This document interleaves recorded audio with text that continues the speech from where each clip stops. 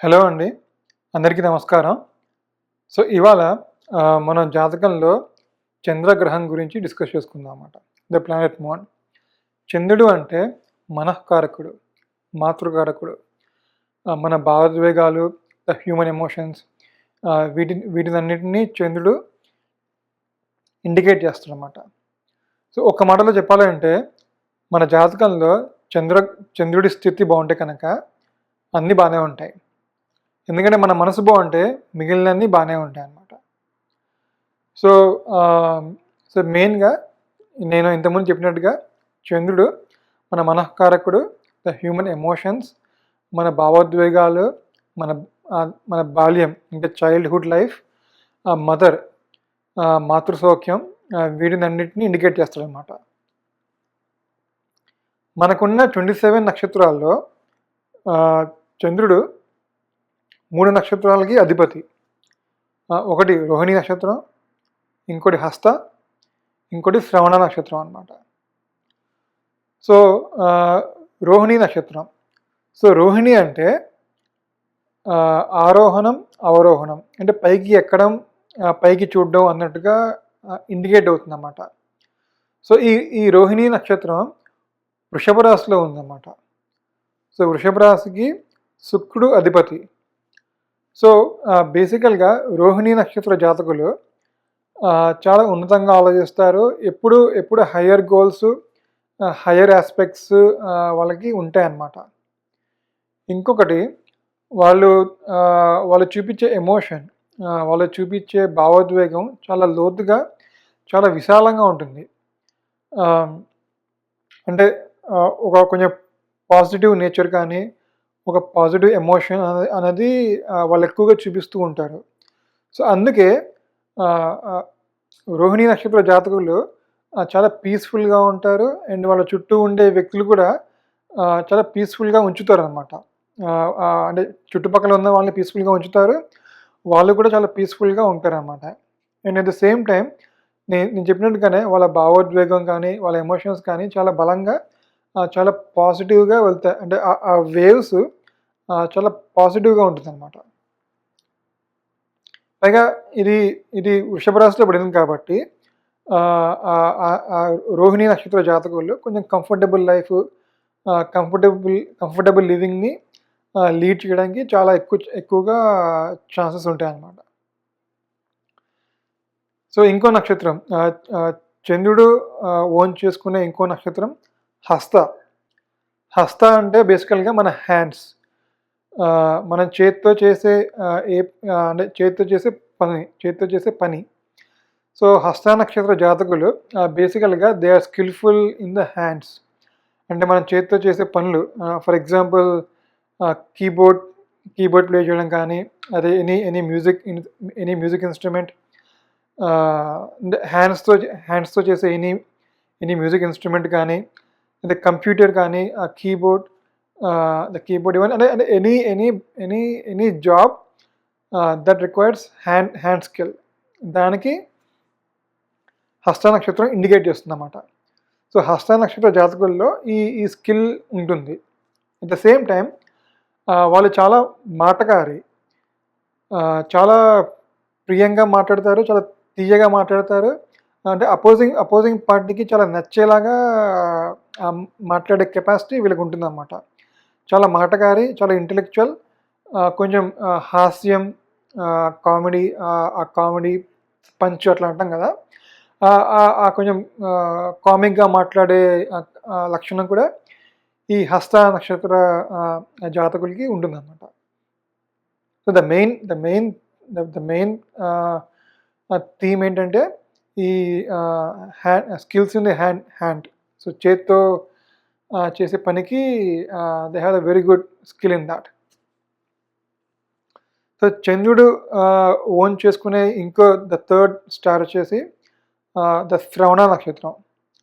శ్రవణ అంటే లిజనింగ్, వినడం. Listening is a great skill. వినడం అన్నది చాలా ముఖ్యమైన లక్షణము, చాలా ముఖ్యమైన క్వాలిటీ.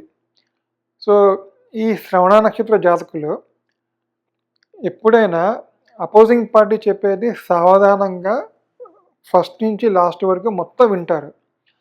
అంటే మధ్యలోనే ఇంటర్ఫియర్ అయిపోయి వాళ్ళని బ్రేక్ చేసి అట్లా కాకుండా టిల్ ద ఎండ్ మొత్తం సావధానంగా ఆశాంతం విని దాని మీద ఒక డెసిషన్ కానీ, ఒక నిర్ణయం కానీ, ఒక కంక్లూజన్‌కి వస్తారనమాట.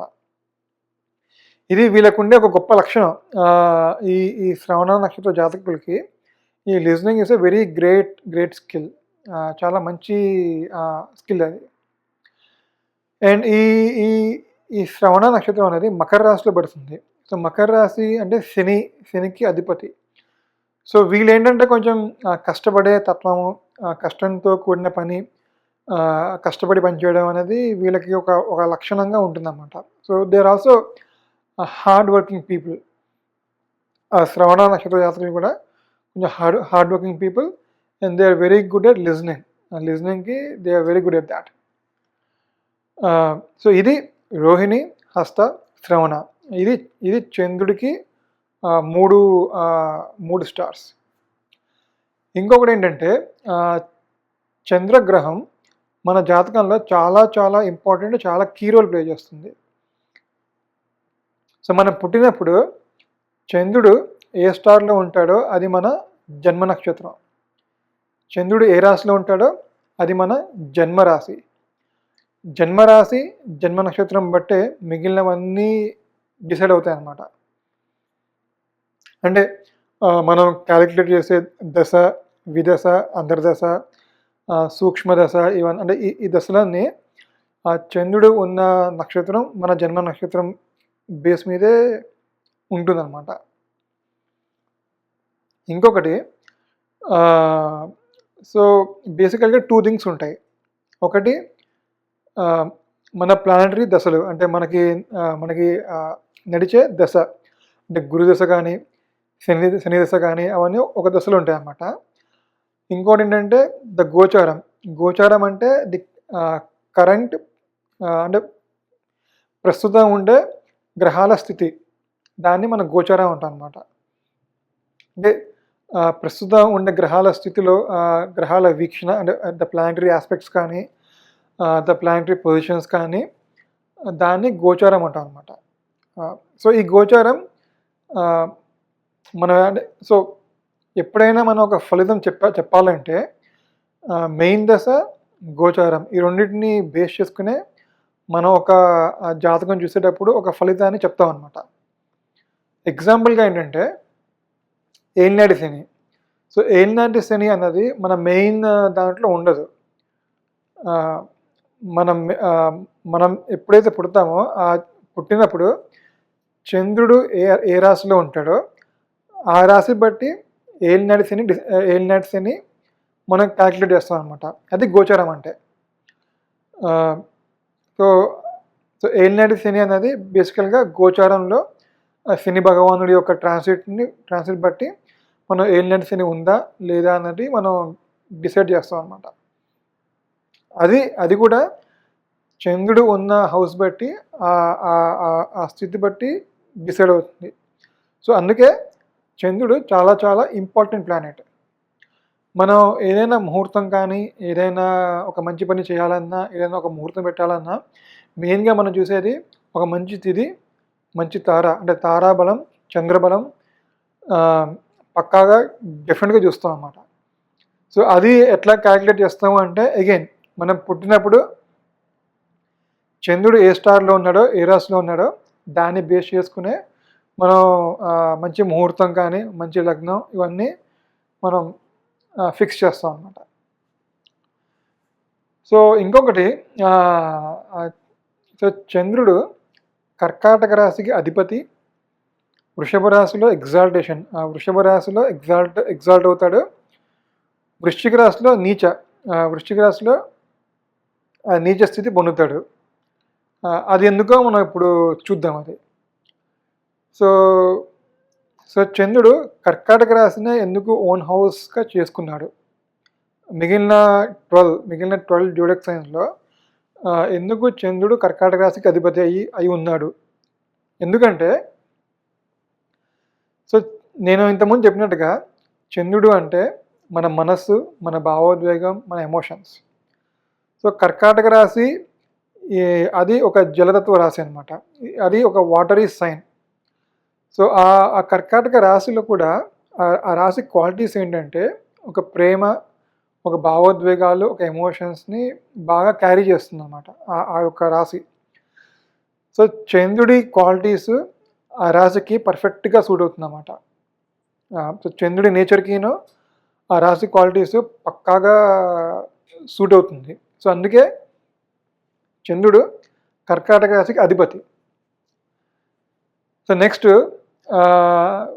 వృషభ రాశిలో ఉచ్చస్థితి. ఉచ్చస్థితి అంటే హైలీ పవర్ఫుల్, హైలీ బెనిఫిషియల్. ఎందుకు వృషభ రాశిలోనే ఉచ్చస్థితి పొందుతాడు అంటే కనుక చంద్రుడు అంటే మన మనస్సు. సో మన మనస్సు ఎప్పుడైనా ఒక స్థిరత్వాన్ని, ఒక స్టేబుల్ నేచరు, ఒక కంఫర్టబుల్ నేచర్ని కోరుకుంటుంది. సో వృషభ రాశి అనేది ఒక స్టేబుల్ సైన్. అది అది శుక్రుడు ఓన్ చేస్తాడు. అది కంఫర్టబుల్ సైన్. అది కంఫర్టబుల్ సైన్ అనమాట. సో అందుకే చంద్రుడు ఇక్కడికి వస్తే చాలా హైలీ బెనిఫిషియల్, చాలా హైలీ పవర్ఫుల్ అనమాట. అందుకే ఇక్కడ వృషభ రాశిలో చంద్రుడు ఉచ్చస్థితి పొందుతాడు ఇక్కడ. సో చంద్రుడు చాలా బలంగా పనిచేయడానికి, చాలా స్టేబుల్గా, చాలా నిలకడగా పనిచేయడానికి బాగా పనికొస్తుంది. అందుకే చంద్రుడు ఇక్కడ బాగా పనిచేస్తాడు. ఇంకా మూడవది వృశ్చిక రాశి. సో వృశ్చిక రాశి అనేది చంద్రుడికి నీచ రాశి, నీచ స్థితి. It's week in strength, week in dignity. ఎందుకు ఇక్కడ నీచ రాశి అంటే, ఎందుకు ఇక్కడ వీక్గా ఉంటాడు అంటే, సో వృశ్చిక రాశి అనేది అది ఒక ఇంటెన్స్డ్ ఒక రాశి. అది ఆ రాశిలో ఎప్పుడు అలజడి, ఆందోళన, ఒక ఇంటెన్సిటీ, ఒక రహస్యము, ఒక సీక్రెట్ నేచరు, ఇవన్నీ ఉంటాయన్నమాట. సో సుఖాన్ని, నిలకడని కోరుకునే చంద్రుడు వృశ్చిక రాశిలో పడితే కనుక మనసు అతలాకుతలము, ఒక డైలమా, చాలా అలజడి, అశాంతి అన్నీ ఇస్తాడనమాట. సో అందుకే ఇక్కడ చంద్రుడికి it's not at all a good sign. ఇక్కడ చాలా వీక్గా ఉంటాడు, చాలా వీక్గా అంటే అసలు ఏముండదు ఇక్కడ అసలు. సో అందుకే వృశ్చిక రాశి అనేది చంద్రుడికి నీచ రాశి. సో ఇది one of the basic things about అంటే ఎందుకు మూన్ కర్కాటకనే ఎందుకు ఓన్ హౌస్, వృషభ రాశి ఎందుకు ఎగ్జాల్టేషన్ హౌస్, వృశ్చిక రాశి ఎందుకు నీచ అనేది ఇది సమ్ బేసిక్ థింగ్స్ అనమాట. సో ఇంకొకటి మనం ఇప్పుడు యోగాలు, ద ప్లానటరీ యోగాస్ గురించి మనం చిన్న డిస్కస్ చేసుకుందాం అన్నమాట. సో చంద్రుడు చాలా అంటే ద ప్లానెట్ మూన్ వల్ల చాలా యోగాస్ ఫార్మ్ అవుతాయి. సో వాటిల్లో ద మెయిన్ యోగాస్ ఏంటంటే, ఒకటి గజకేసరి యోగం, ఇంకొకటి చంద్రమంగళ యోగం. సో గజకేసరి యోగం అంటే ఏంటంటే, ఎప్పుడైనా ద ప్లానెట్ మూన్, చంద్రుడు కానీ గురువు, ద ప్లానెట్ జూపిటర్, చంద్రుడు కానీ గురువు కానీ ఇద్దరు కలిసి కేంద్రాల్లో ఉంటే, ఆ కేంద్రాలు చంద్రుడికి కానీ గురుడికి కానీ ఓన్ హౌస్ అయితే కనుక అప్పుడు గజకేసరి యోగం ఫామ్ అవుతుంది. సో గజకేసరి యోగం హైలీ బెనిఫిషియల్, పర్ఫెక్ట్ యోగం అంటే పర్ఫెక్ట్ గజకేసరి యోగం ఉన్న జాతకులకి ఒక లీడర్షిప్ క్వాలిటీస్ కానీ, గ్రేట్ స్పీకర్ అంటే మాట్లాడే అంటే గ్రేట్ ఎలాక్వెంట్ స్పీకర్స్, చాలా వాగ్దాటి అనర్గళంగా మాట్లాడే క్యాపబిలిటీ కానీ, ఆ లీడర్షిప్ క్వాలిటీస్ కానీ, ఆ ప్రెజెన్స్, అదంతా చాలా డిగ్నిఫైడ్గా అంటే చాలా మ్యాగ్నానిమస్గా ఉంటుంది అసలు. అది పర్ఫెక్ట్ గజకేసరి యోగం ఉంటే కనుక అది చాలా లక్కీ. ఆ పర్సన్ మాత్రం చాలా లక్కీ అనే చెప్పాలి మనం. సో అది గజకేసరి యోగం. సో చంద్రుడు ఇచ్చే ఇంకొక యోగం ఏంటి అంటే చంద్రమంగళ యోగం. ఇదేంటంటే చంద్రుడు కానీ కుజుడు కానీ ఇద్దరు కలిసి అగైన్ కేంద్రాల్లో ఉండి ఆ కేంద్రాలు చంద్రుడికి కానీ కుజుడికి కానీ ఓన్ హౌస్ అయితే కనుక దాన్ని మనం చంద్రమంగళ యోగం అంటాం అన్నమాట. సో ఈ యోగ జాతకులకి అంటే కొంచెం బిజినెస్లో బాగా షైన్ అవ్వడం కానీ name and fame, authority, money earning కానీ ఇవన్నీ కొంచెం లక్, గెయిన్స్, ప్రాఫిట్స్ ఇవన్నీ చాలా చాలా చాలా కలిసి వస్తుంది. అంటే బిజినెస్లో కొంచెం షైన్ అవ్వడం కానీ ఈ ఈ యోగం ఉన్న జాతకులకి అవి బాగా కలిసి వస్తాయి అన్నమాట. సో ఈ 2 అనేది one of the main yogas. అంటే మిగిలిన కూడా చాలా యోగాస్ ఉన్నాయి. బట్ ఈ 2 అనేది కొంచెం మెయిన్ హైలీ బెనిఫిషియల్ యోగాస్ మన జాతకంలో ఉంటే కనుక. సో ఇది ఓవరాల్‌గా నాకు తెలిసినంత వరకు. బట్ వన్ మెయిన్ థింగ్ ఏంటంటే చంద్రుడు బాగుంటే కనుక అంతా బాగానే ఉంటుంది. సో ఇది నాకు తెలిసినంత వరకు. దీని మీద ఏమైనా డౌట్స్ ఉంటే కామెంట్స్ చేయండి. మళ్ళీ ఇంకో వీడియోతో మళ్ళీ కలుద్దాం. అంతవరకు బాయ్.